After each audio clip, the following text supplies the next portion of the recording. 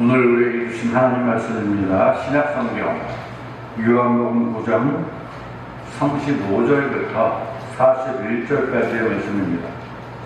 요한복음 9장 35절부터 41절까지의 말씀을 한 절씩 교독하도록 하겠습니다. 제가 먼저 35절을 읽습니다.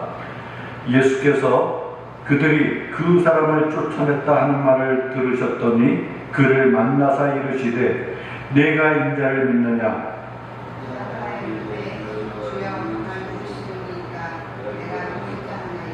예수께서 이르시되 내가 그를 보았거니와 지금 너와 말하는 자가 그이니라.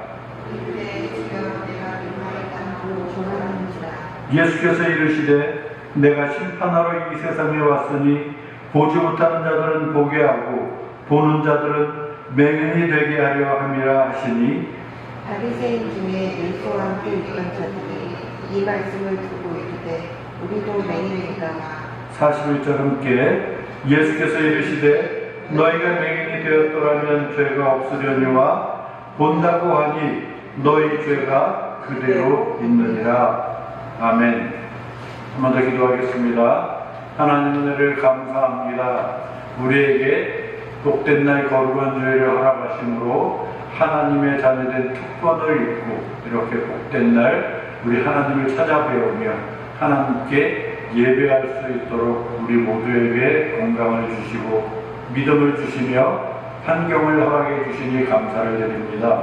이 시간 특별히 성령의 감동으로 기록된 주님의 말씀 우리가 또한 성령의 감동으로 잘 깨닫게 하시고 전하는 자나 듣는 자가 주 안에서 이 말씀을 우리의 삶 가운데 잘 적용하며 실천할 수 있는 용기와 믿음도 허락하여 주시기를 원합니다. 이 시간 주의 영으로 함께 해주실 줄 믿고 우리를 죄에서 구원해 주신 예수님의 이름으로 기도하옵나이다. 아멘. 할렐루야.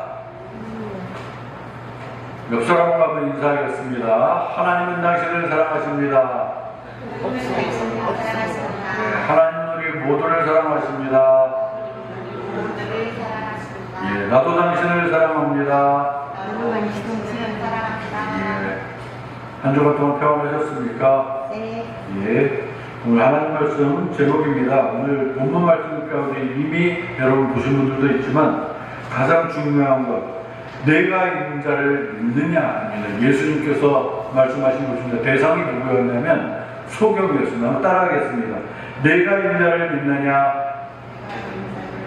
예, 굳이 소경에게 왜 이 말씀을 하셨을지 오늘 이 말씀을 중심으로 우리가 말씀을 나누도록 하겠습니다. 지난주에 선교사님이 오셔서 말씀을 나눠주셨고요. 그 전주까지 우리가 로마서 1장부터 3장까지의 말씀을 보면서 구원론에 대해서 말씀을 나눴습니다. 그렇죠? 거기에 대한 후속편이라고 보면 되겠습니다. 후속에 대한 예. 자, 구원은 전적으로 하나님께서 주신 은혜이다. 그죠? 우리 그렇게 배웠어요. 나의 행동, 삶, 이러한 것으로 되는 것이 아니라 전적으로 하나님이 주신 은혜였다. 그리고 선물이었다. 그렇게 우리는 말씀을 통해서 깨달았습니다. 그래서 믿음이라는 단어가 생겨난 것입니다. 다시 말씀 나누겠습니다. 그래서 전적인 은혜로 하나님께서 주신 그 선물로 저와 여러분들이 어느새 보니까 내 마음 가운데 예수 그리스도가 믿어지고 그분의 십자가 사건을 바라볼 때 내가 원래 저렇게 죽었어야 하는데 예수님이 내 죄를 대신해서 그렇게 십자가에 달려 죽어주셨구나. 이 사실이 나의 믿음으로 고백되어지고 받아들여질 때 우리는 어느새 구원의 은혜를 입게 되는 것입니다. 그래서 이제 믿음이라는 단어가 생겨났는데 이 믿음에 두 가지가 있다고 제가 말씀드렸어요.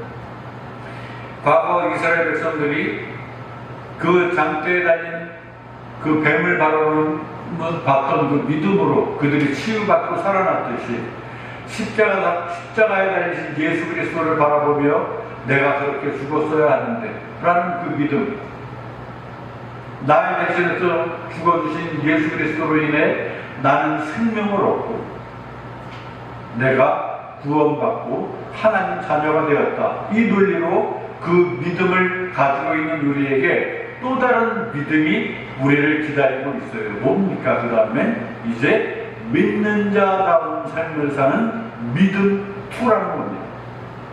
나에게 그런 은혜를 주셨는데, 내가 하나님 자녀 되었는데, 원래 죽었던 거나 마찬가지였는데 멸망받을 수밖에 없었던 나를 자리를 옮겨주셔서 귀한 자리로, 영광된 자리로 나를 초대해 주신 하나님. 그러면서 우리는 그 은혜에 감사하며 말씀 가운데 우리에게 주신 그 하라 하지 말라라는 말씀들을 성실하게, 진실하게 그렇게 지키며 살아가고 있는 것입니다. 그렇다면은 저는 오늘 여러분들에게 질문을 하나 드리겠습니다. 먼저 주보를 펴시기 바랍니다. 주보 1번. 나는 구원받았다 라고 확신할 수 있나? 나는 구원받았나? 그렇게 확신할 수 있나? 1번 밑에 yes, no로 여러분 적어주시기 바랍니다. 구원받았습니까? 못 받았습니까? 나는 구원받았다라고 확신할 수 있나? 확신하는 거는 yes, 네 라고 적어주시면 되고요. 아직 확신할 수 없습니다 라고 하는 분은 no 라고 하셔도 됩니다.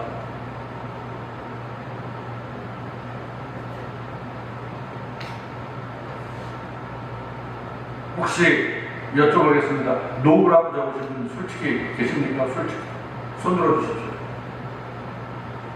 저는 손 들으라고 하는 걸 좋아합니다. 그러면 예스, 네라고 하시면 손 들어주시기 바랍니다. 한 분, 두 분, 세 분, 네 분. 장총은 손을 든 거예요? 아니면 얼굴을 만진 거예요? 네? 손 든 거예요? 확실하게 드세요. 네, 알겠습니다. 그럼 1번은 그렇게 적었고 2번으로 바로 넘어갑니다. 그러면 나는 오늘 이 자리에서 죽어도 천국에 갈 것을 확신하나? 지금 바로 내가 죽어요. 죽었어. 갑자기 천장이 무너졌다든지 지진이 났다든지 갑자기 심장마비를 걸렸다든지 죽었어. 그러면 나는 천국에 갈 것을 확신하나? 이것도 적으셨습니까? 여쭤보겠습니다. 여기에 대해서 네 라고 하시면 손 한번 들어보시죠. 네. 오늘 나 천국에 간다. 네. 셋. 나 두 분이 망설이는 것 같아요. 셋. 좋습니다. 세 사람만 들었다고 치겠습니다. 그 마음 가운데 손을 들었는지 그건 난 모르겠고요. 그럼 세 분에게 제가 여쭤보겠습니다. 손 들었던 세 분, 어떻게 확신합니까? 어떻게? 나는 오늘 이 자리에 죽어서 천국 갈 수 확신합니다. 우리 심상숙 성도님께서 대답을 해주시기 바랍니다. 어떻게 확신해요? 예수님을 믿으니까 확실히 천국 간다는 믿음이 있어요. 예수 믿는 믿음으로 천국 갑니다. 거기에 대한 말씀 구절은 혹시 있을까요? 우리의 약이 되고 고약이 되는 성경 말씀 가운데 구원의 확신을 줄 수 있는 성경 구절이 혹시 있을까요? 생각나는 구절? 모르겠고 우리 시인스님 때는 생각나는 구절이 있을까요?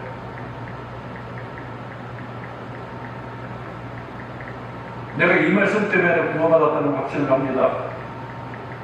구절 없을까요? 생각이 안 나고요. 자, 대부분의 이 구원을 우리에게 주신 말씀 하나만 되지 않습니까? 라고 하면서 우리가 너무나 유명한 말씀 요한복음 3장 16절입니다. 하나님이 세상을 이처럼 사랑하사 독생자를 주셨으니 이는 그를 지난번에 글을 했다가 이영주 목사님한테 틀렸다고 상품을 받으려다가 못 받았는데 저분이든 이분이든 예수 그리스도를 믿는 믿음으로 말미암아 영생을 얻게 하려 하십니다. 이게 구원의 복음의 말씀입니다. 한 구절이 또 있어요. 뭐냐면 요한복음 1장 12절입니다. 뭐냐면 영접하는 자, 곧 그 이름을 믿는 자들에게는 무슨 권세를 줬습니까? 하나님의 자녀가 되는 권세를 주셨으니. 그렇죠? 밑에 적으시기 바랍니다. 요한복음 1장 12절, 3장 16절. 이 말씀은 그냥 줄줄 외우고 묵상하고 암송하고 말씀 읽을 때마다 감사하면서 그렇게 살아야 되는 구절이에요. 훗날 우리가 심판대 위에 섰을 때 사람이 한 번 살면 죽는 것은 정한 인생이라고 했습니다. 죽은 후에는 어떻게 된다? 히브리서에 의하면 반드시 심판이 있을 것이다 그랬습니다.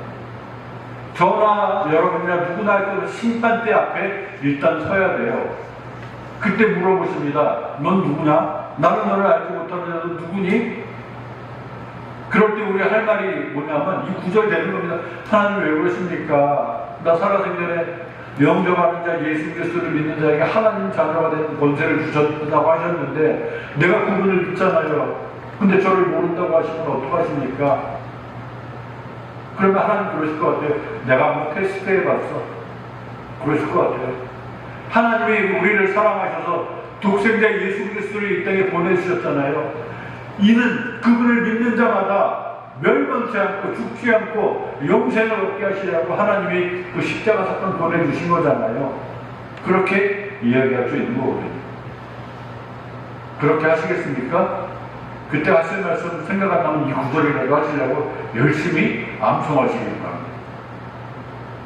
무엇보다 암송보다 이 말씀이 내 말씀이다. 나에게 주신 말씀이다. 받아들이고 고백하며 삶의 힘이 되는 우리 모두가 되었으면 좋겠습니다. 그런데 이 구절의 고백으로도 미흡한 부분이 있어요. 오늘 우리 마음을 열고 솔직하게 하는 말씀을 나누겠습니다. 뭐냐면은 그 당시 신앙의 상태에 따라 확신의 상태도 다르기 때문에 그럽니다. 저도 한평생 60평생을 예수 믿는 사람으로 그렇게 살아왔거든요. 그런데 정말 저도 흔들릴 때 있습니다. 언제냐면은 말씀 가운데 거하지 못할 때, 이거 막 하나님 말씀과 멀리 떨어져 있는 것 같은 그러한 삶을 살 때 구원의 믿음이 막 흔들리기 시작해요. 과연 이런 날을 진짜 구원해 주셨을까? 이거 솔직한 고백이라는 겁니다. 목사인 내가 이 정도면은 여러분들은 또 오죽했겠습니까?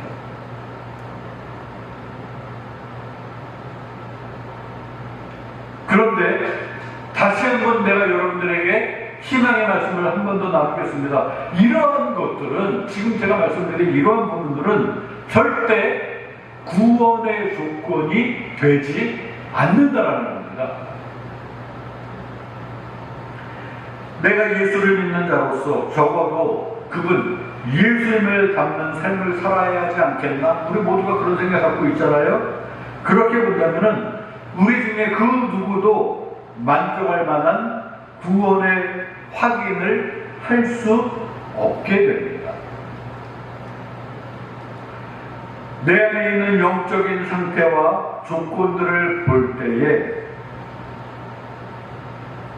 그것들을 살필수록 십자가나 하나님을 만족해 하는 의로움은 온데간데 없고 여전히 죄투성이인 나 자신의 부족함만 그렇게 발견하게 될 것입니다. 여러분 그런 적이 없습니까? 내가 예수 믿는다고 교회도 가고 말씀도 읽고 기도도 하고 그렇게 사는데 가끔 보면은 내가 과연 예수 믿는 사람 맞는지 모르겠어. 믿는 척을 하는 건 아닌가?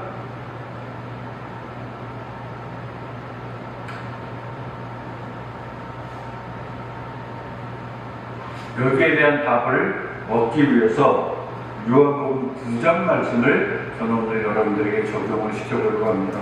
요한복음 9장 우리가 지금 35절부터 읽었는데요. 그 이전 34절까지의 말씀이 어떠한 내용인지 제가 먼저 소개를 해드리도록 하겠습니다. 요한복음 9장 1절부터 34절까지의 말씀을 여러분 펴보시기 바랍니다. 바로 앞부분이에요. 펴시면은 거기에 등장하는 인물이 누구냐 하면은 이제 예수님이 있고요, 제자들이 있고요, 이날 하이라이트인 맹인이 그렇게 등장을 하게 됩니다. 맹인.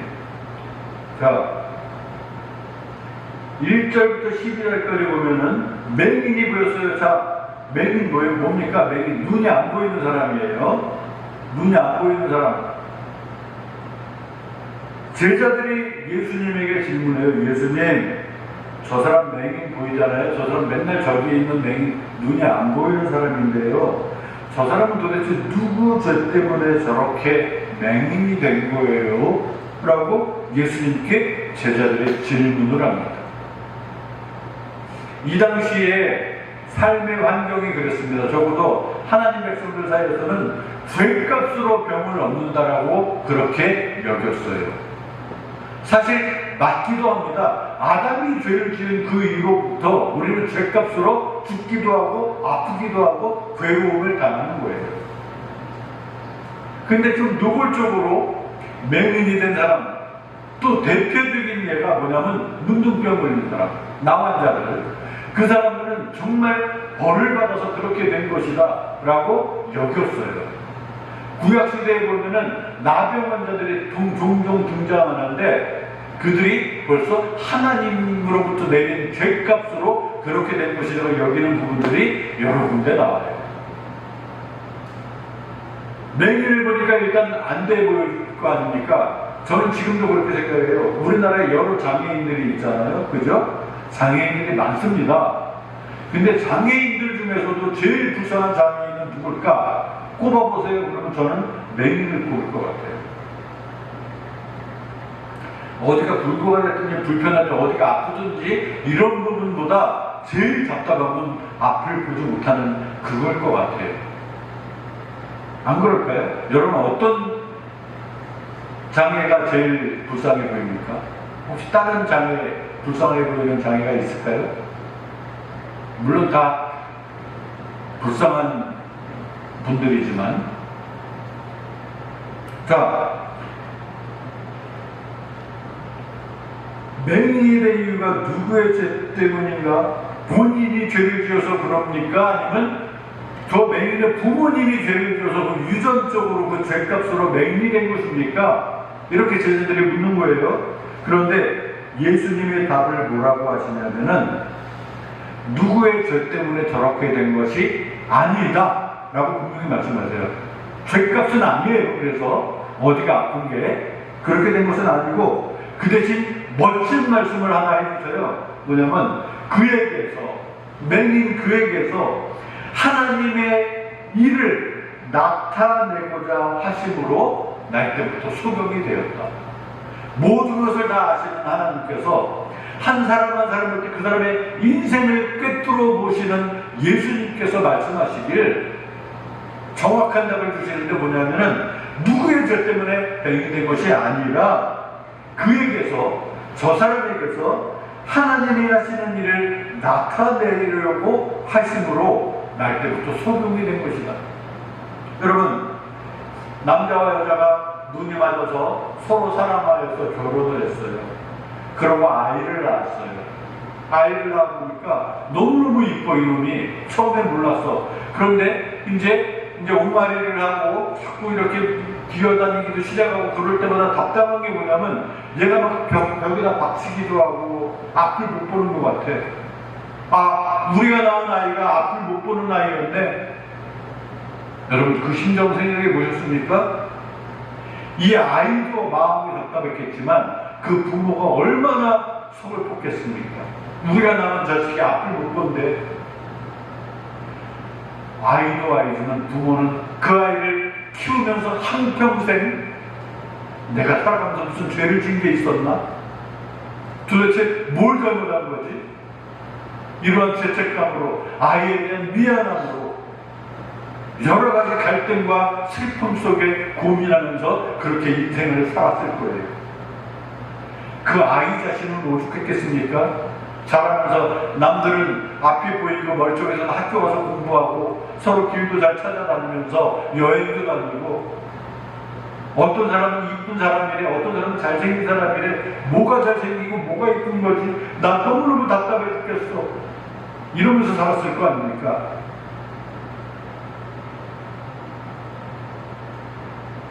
그런데 그렇게 된 이유를 예수님은 한마디로 정의를 하십니다. 그에게서 하나님이 하시는 일을 나타내고자 하십니다.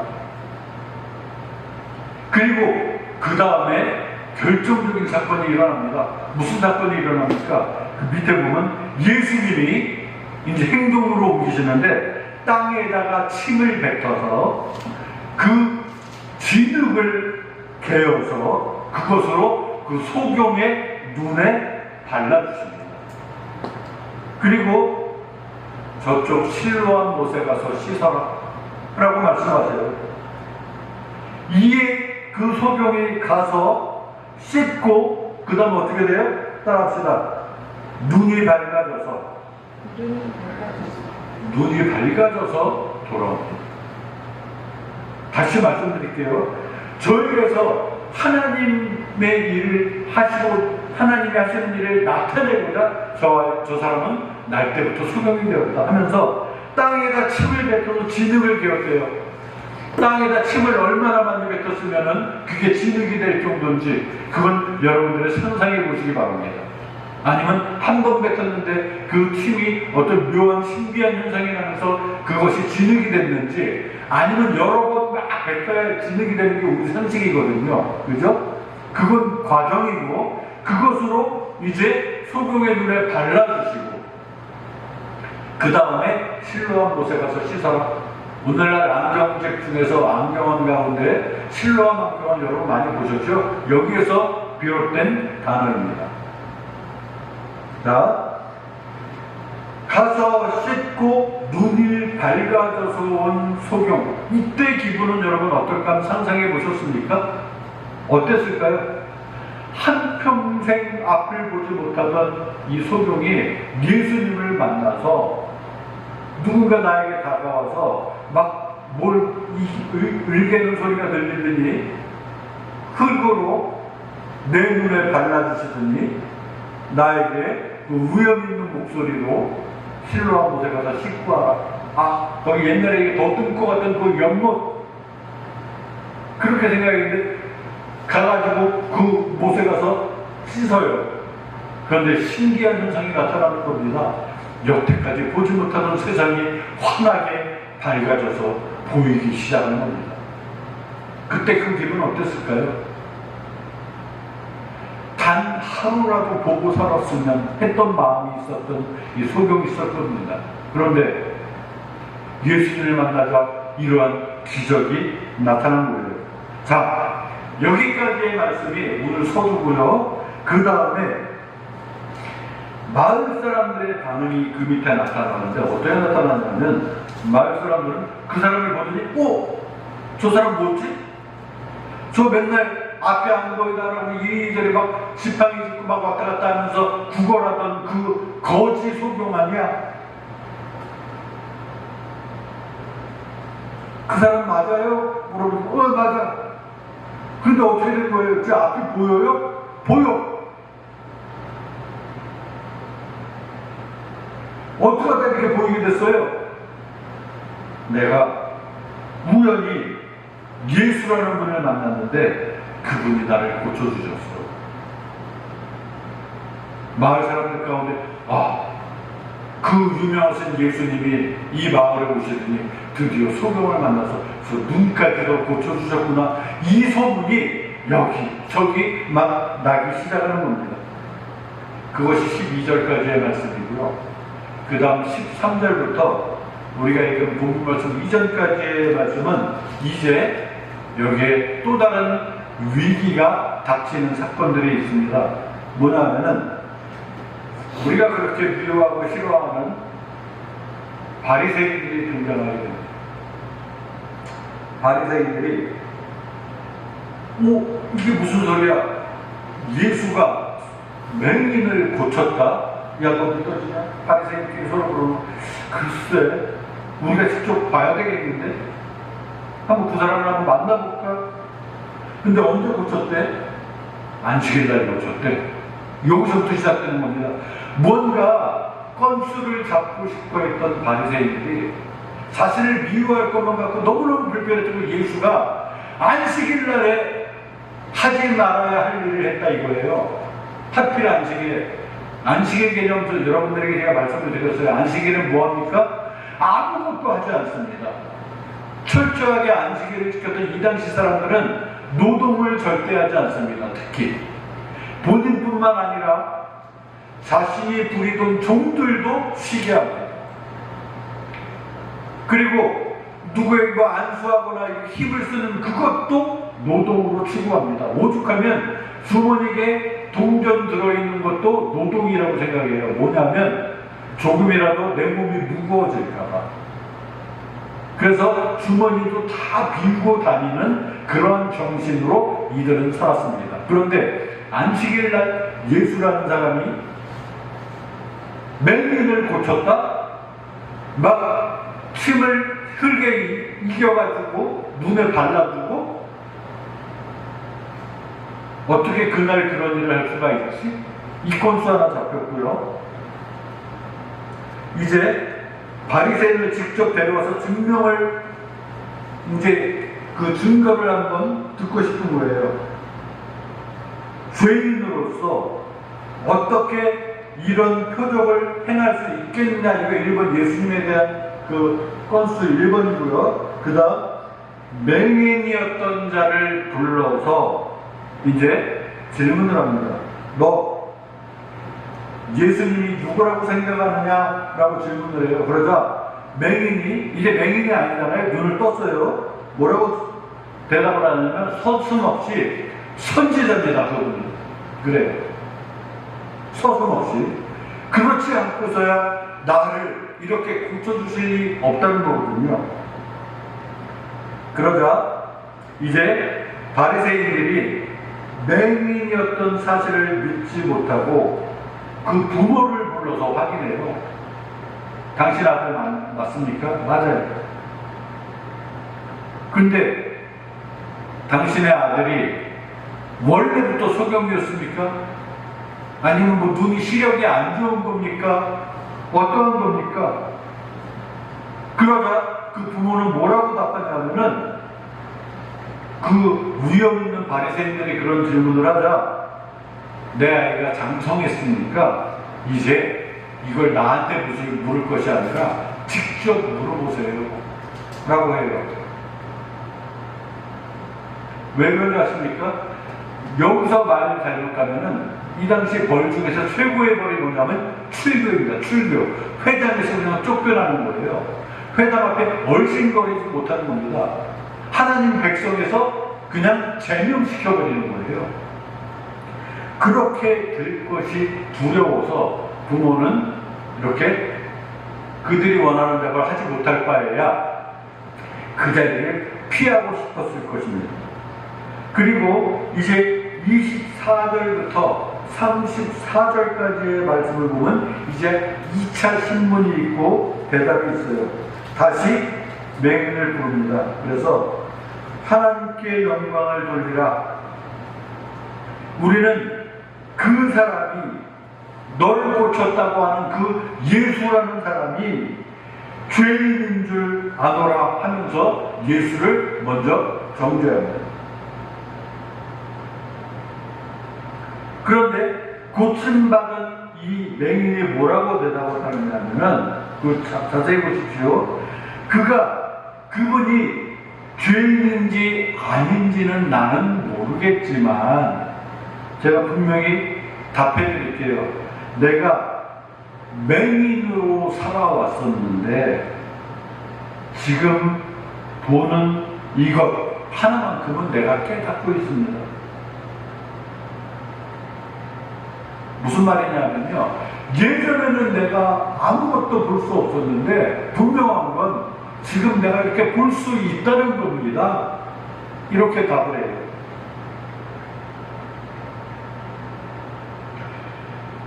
자신들의 종교적인 권위에 도전을 받아서 분노한 바리새인, 이 녀석이 말을 돌려 까면서 은근히 우리에게 말대꾸를 하는데 결국 자기가 고침받았다고 증거하는 말씀을 이런 식으로 이야기를 하네.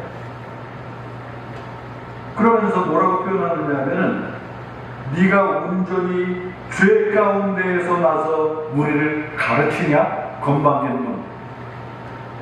그렇게 정죄하면서 이 맹인을 소경되었던 자를 이제 쫓아버리고 출교당한 거예요. 거기까지의 말씀이거든요. 여러분, 지금도 교회에서 가장 큰 벌을 내릴 수가 있거든요. 성도들에게 벌 중에서 가장 큰 벌이 뭔지 아십니까? 지금도 여전히 출교입니다. 예를 들어서 아무개 성도가 교회에 덕이 안 되고 자꾸 이제 구원의 감사도 없는 것 같고 하나님의 자녀가 절대 아닌 것 같아요. 그러면 최종적으로 어떤 거를 출교시켜요. 교회를 못 나오게 하는 겁니다. 감히 우리가 시킬 수 있는 벌이 아니라는 거예요. 그런데 바리새인들은 자신들의 권위에 도전하는 모습을 보였던 소경된 자를 그냥 출교시켜버립니다. 자, 이제 그 맹인은 눈을 뜨게 되고 출교는 당했는데 무슨 생각을 할까요? 야, 내가 도대체 뭘 잘못한 거지? 그 전에 또 어떤 생각이 있을 거냐면, 그래도 난 너무 좋아. 일단 앞이 보이잖아. 그분의 은혜로. 그죠? 이 생각이 먼저일 것 같아요. 출교보다. 그런 가운데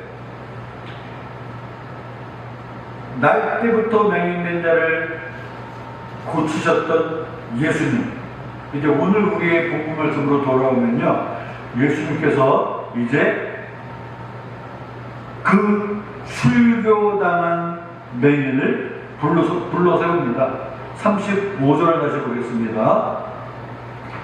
그들이 그 사람을 쫓아냈다는 말을 들으셨더니 예수님이 이제 그를 만나서 이르시되, 뭐라고 말씀하십니까?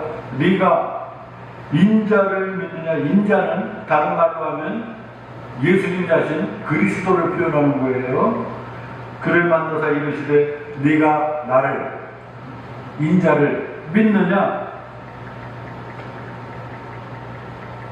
그 다음 뭐라고 되어 있습니까? 그 다음 9절 대답하여 이르되 주여, 네가 인자를 믿느냐고 하는데 그 인자라고 하는 그가 누구시오니까? 나는 예전에 솔직히 우리 예수님을 선지자라고 이야기했는데, 예수님이 분명히 말씀하세요. 37절에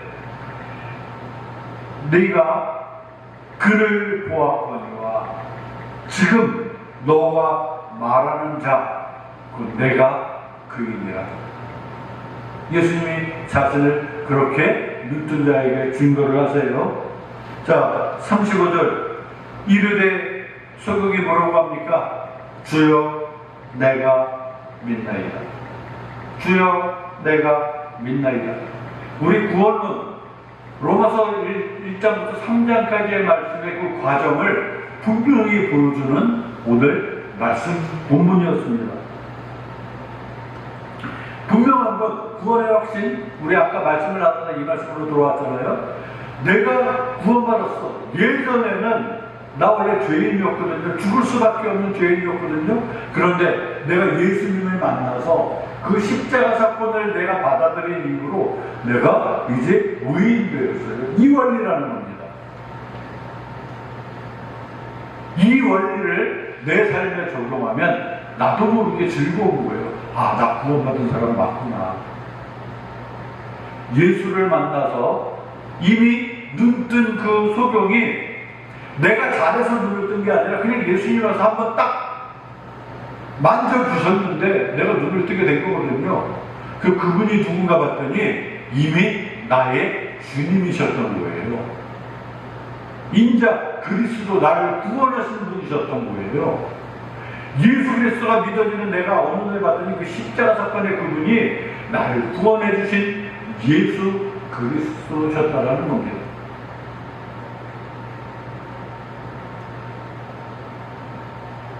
우리 주보를 다시 펴겠습니다. 문제 3번을 볼까요? 문제 3번 보면은 예수라는 분이 너의 눈을 뜨게 해주셨느냐? 정말 소경이었느냐? 할 때 소경의 답이 무엇이었습니까? 뭐였어요? 적으십시오. 다른 건 모르겠습니다. 옛날엔 안 보였는데 이제는 보입니다. 그렇게 적으십시오. 옛날엔 안 보였는데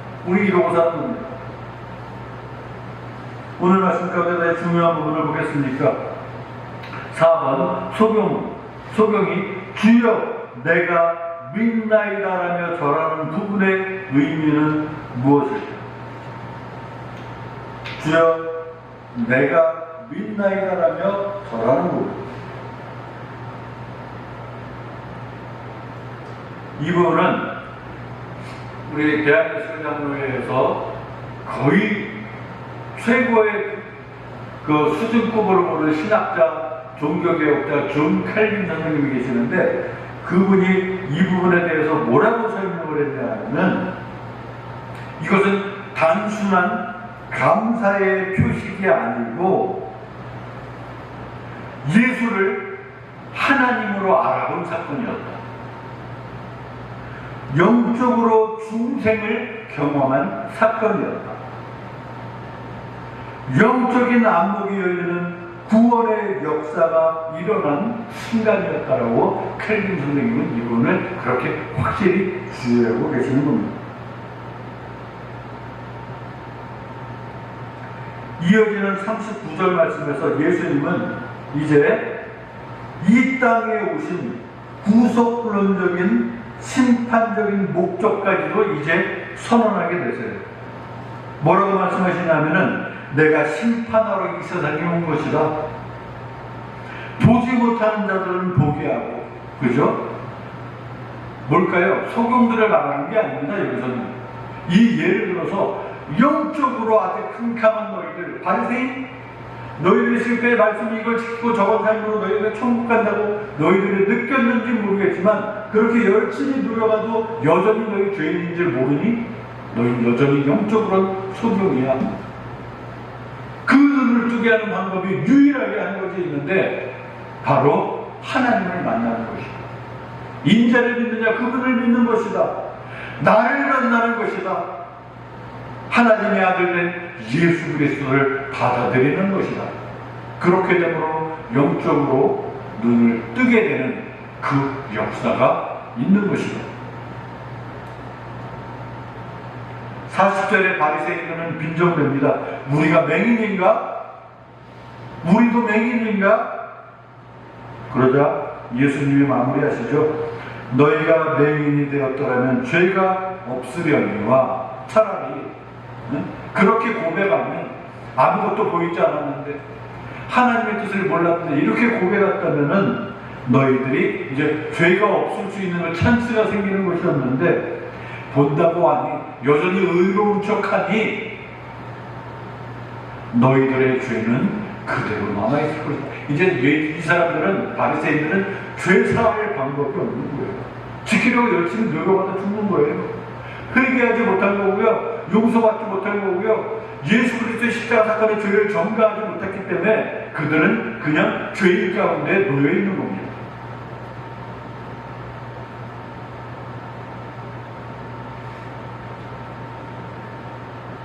우리도 맹인인가 빈정되었던 그들, 그 이후에 회개하고 돌이키는 사람이 한 사람이라도 있었다면 참 좋았겠다라는 생각이 드는 이러한 미련을 갖고 있는 말씀입니다.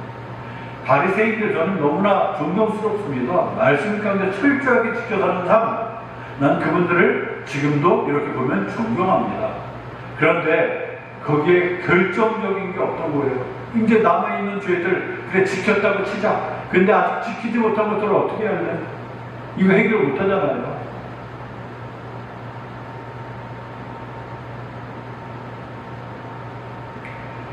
말씀을 마무리하겠습니다. 5번 구원의 확신에 대한 예를 쓰시오. 구원의 확신. 이건 아주 중요합니다. 구원의 확신.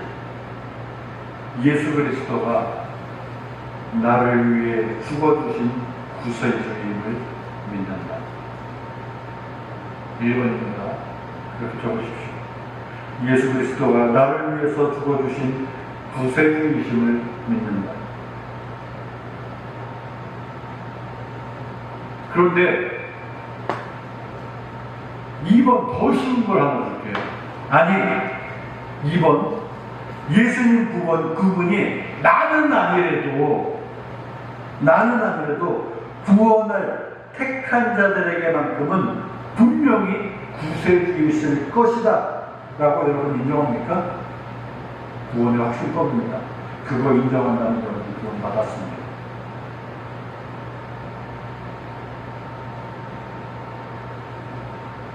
영혼이 거듭나서 하나님에 대한 감각이 생기지 않은 불신자들에게는 불가능한 이론이기 때문에 그렇습니다. 대신 영적인 감각이 있다는 종교적인 교만을 우리는 경계하면서 살아야 됩니다. 이 부분도 아주 중요합니다. 오늘 중요한 거 두 번째예요. 뭐냐면 내가 모태신앙이라는 이유로, 때로는 성경 지식이 많다라는 이유로 어떤 영적인 매너리즘에 빠져있지는 않는지 돌아보아야 합니다. 나는 잘 보고 있다, 나는 잘 가고 있다라고 착각할 때 우리는 어쩌면 바리새인들의 길을 걸어갈지도 모른다는 겁니다. 보고 있다라는 확신은 좋지만 반드시 가지고 가야 할 우리의 삶이 있다면 그것은 날마다 그분 앞에 나를 내어놓고 나의 부족함을 고백하며 예수 그리스도의 도우심을 구하는 것입니다. 날마다 십자가 앞에 나아가서 주여 제 영의 눈을 밝혀주시고 주의 영광을 보게 하여 주시옵소서. 예수님이 나를 구원하신 사실에 내가 감사하지만 저 여전히 아직도 죄 짓고 살고요. 부족한 게 너무나 많아서 단 한순간도 주님이 안 계시면 저는 아무것도 할 수 없어요. 이렇게 겸손히 그분 앞에 나아가 그분의 은혜를 구하는 삶을 살 때에 우리와 동행하시는 그분의 은혜가 우리의 삶 가운데 더욱더 은혜로 덧입혀져서 믿음에서 믿음을 이르게 하는 성화의 삶을 살아가는 우리 모두가 될 수 있는 줄로 믿으시는 저와 우리 모두가 되시기를 바라겠습니다. 주여 내가 믿나이다 고백하며 나아갔던 그 소경된 자의 그 믿음, 그분만을 믿고 나의 구세주로 영접하며 그분의 도우심을 구하며 겸손함으로 살아갈 때에 한 주간도 저와 여러분의 삶 가운데 십자가를 증거하며 주 안에서 귀한 열매 맺는 우리의 삶이 될 수 있는 줄로 믿고 그렇게 나아가는 저와 우리 모두가 되시기를 주의 이름으로 축원합니다. 먼저 기도하겠습니다. 하나님 은혜를 감사합니다. 귀한 말씀 주심을 감사합니다. 날 때부터 소경된 자가 주를 만나고 눈을 뜨게 되고 이제 영적인 눈도 열려서 주를 그리스도로 영접하는 그 사건이 우리의 인생의 모든 여정을 되돌아볼 때에 어느새 예수 그리스도가 나의 구주이심을 알게 되고 믿게 되고 깨닫게 되므로 여전히 주님 앞에 나와 겸손히 무릎 꿇고 나의 부족함을 고백하며 주의 도우심을 구하는 우리의 삶으로 이어지는 그 말씀인 줄로 우리가 믿습니다.